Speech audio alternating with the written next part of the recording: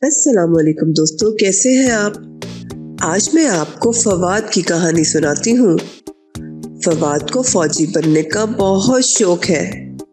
ایک دن فواد کے ابو بازار سے فواد کے لیے فوجی وردی اور نکلی بندوق لائے۔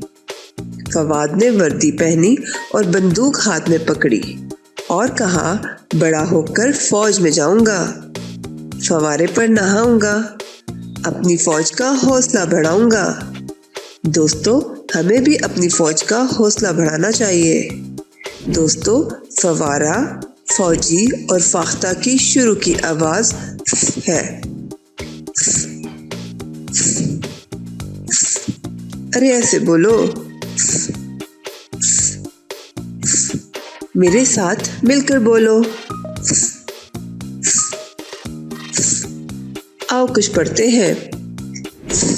فوارہ، فوجی، فاختہ۔ فوارہ، فوجی، فاختہ۔